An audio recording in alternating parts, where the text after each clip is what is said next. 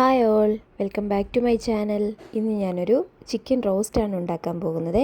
അധികം എരിയൊന്നുമില്ലാത്ത നല്ല സൂപ്പർ ഒരു റോസ്റ്റ് തയ്യാറാക്കുന്ന വിധം എങ്ങനെയാണെന്ന് നോക്കാം. അതിനായി കഴുകി വൃത്തിയാക്കി വെച്ചിരിക്കുന്ന ചിക്കനിലേക്ക് 1.5 ടേബിൾ സ്പൂൺ മല്ലിപ്പൊടി, 1.5 table spoon Kashmiri chilli powder, കുറച്ച് മഞ്ഞൾപ്പൊടി, ഗരം മസാല, പിന്നെ കുറച്ച് കുരുമുളക് പൊടി, ഉപ്പ്, പിന്നെ ജിഞ്ചർ ഗാർലിക് പേസ്റ്റ്, ഇതെല്ലാം ചേർത്ത് നല്ലപോലെ ഒന്ന് വഴറ്റിയെടുക്കുക. അപ്പോൾ പൊടിയൊക്കെ ചൂടായി വന്നിട്ടുണ്ട്. അതിലേക്ക് നമുക്ക് 2 സ്പൂൺ വെളിച്ചെണ്ണ ഒഴിച്ചു കൊടുക്കാവേ.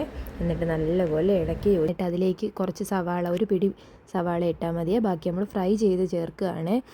എന്നിട്ട് ഇതിലേക്ക് തന്നെ കുറച്ച് തക്കാളി ആഡ് ചെയ്ത് കൊടുക്കുക. ഞാൻ ഇതിനകത്ത് കറിവേപ്പില ചേർക്കുക ഈ സമയത്ത് മറന്നുപോയായിരുന്നു. ഞാൻ ലാസ്റ്റ് ചേർക്കുന്നുണ്ട്.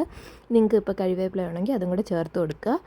എന്നിട്ട് കുറച്ച് വെള്ളം ഒഴിച്ച് വേവിക്കാനായിട്ട് വെക്കാം. നല്ലപോലെ ഒന്ന് ഇളക്കി യോജിപ്പിച്ചതിന് ശേഷം വേണമേ മൂടി വെച്ച് അടച്ച് നമുക്ക് വേവിക്കാൻ വെക്കാം. പിന്നെ വേണ്ടുന്ന ഒരു പാൻ എടുക്കുക. അതിലേക്ക് കുറച്ച് വെളിച്ചെണ്ണ എടുക്കുക. ഇത് നമ്മൾ സവാള ഫ്രൈ ചെയ്യാനാണ്. അതിലേക്ക് സവാള ഇട്ട് കൊടുക്കുക. നല്ലപോലെ ഫ്രൈ ചെയ്തെടുക്കണേ. നമ്മളിത് പൊടിച്ച് ചേർക്കാൻ വേണ്ടിയിട്ടാണ്. കൈവച്ചൊന്ന് ക്രഷ് ചെയ്തിട്ടോ അല്ലെങ്കിൽ നല്ല ഫ്രൈ ചെയ്ത് സവാള ഇട്ട് കൊടുക്കാൻ വേണ്ടിയിട്ടാണ്. അപ്പോൾ അതുകൊണ്ട് നല്ലപോലെ ഫ്രൈ ചെയ്തെടുക്കുക. എണ്ണയിലിട്ട് നല്ലപോലെ മൂപ്പിച്ചെടുക്കണേ. എന്നിട്ട് ഈ ഒരു പരുവം ആകുമ്പോഴത്തേക്ക് നല്ല ബ്രൗൺ കളർ ഇതുപോലെ ആകുമ്പോഴത്തേക്ക് നമുക്ക് അത് മാറ്റി വയ്ക്കാം. എന്നിട്ട് അപ്പോഴത്തേക്കും നമ്മുടെ ചിക്കൻ വെന്ത് കാണും. ആ ചിക്കൻ എടുത്ത് നല്ലപോലെ ഒന്ന് വഴറ്റി ആക്കിയെടുക്കുക. ആ വെള്ളമുള്ളത് നമ്മൾ നല്ലപോലെ ഡ്രൈ ആക്കിയെടുക്കുക. എന്നിട്ട് ഇതിലേക്ക് ഫ്രൈ ചെയ്ത് വെച്ചിരുന്ന സവാള ആഡ് ചെയ്ത് കൊടുക്കുക. എന്നിട്ട് നല്ലപോലെ ഒന്ന് ഇളക്കി യോജിപ്പിച്ച് ഇതിൻ്റെ വെള്ളം വറ്റി വരുന്നിടം വരെ തന്നെ ഇത് ഇളക്കി നല്ലപോലെ യോജിപ്പിച്ചെടുക്കണം. കണ്ടോ, ആ വെള്ളം അതിൽ നിന്ന് നല്ലപോലെ ഡ്രൈ ആയതിന് ശേഷം മാത്രമേ നമുക്ക് റോസ്റ്റായി വരത്തുള്ളൂ കേട്ടോ. അപ്പം നല്ലപോലെ റോസ്റ്റ് ആവാൻ വേണ്ടി ഇതിനിടയ്ക്ക് ഇങ്ങനെ കറിവേപ്പില ഇട്ട് കൊടുത്താൽ അതിൻ്റെ ഒരു മണം, നല്ലൊരു ഫ്ലേവർ നമുക്ക് ആ ചിക്കനിൽ കിട്ടും. അതുകൊണ്ട് കുറച്ചുകൂടെ കറിവേപ്പില നമ്മൾ ആഡ് ചെയ്യുക.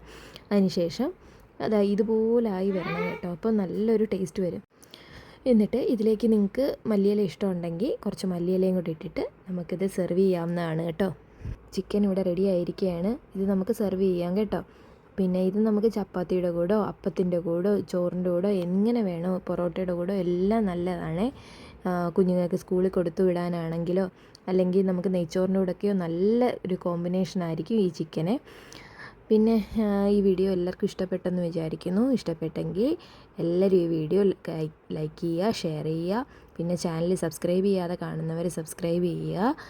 പിന്നെ നിങ്ങളിതൊക്കെ ഉണ്ടാക്കി നോക്കിയിട്ട് ഇതിൻ്റെയൊക്കെ ഫീഡ്ബാക്ക്സ് എനിക്ക് കമൻസിലൂടെ അറിയിക്കണം.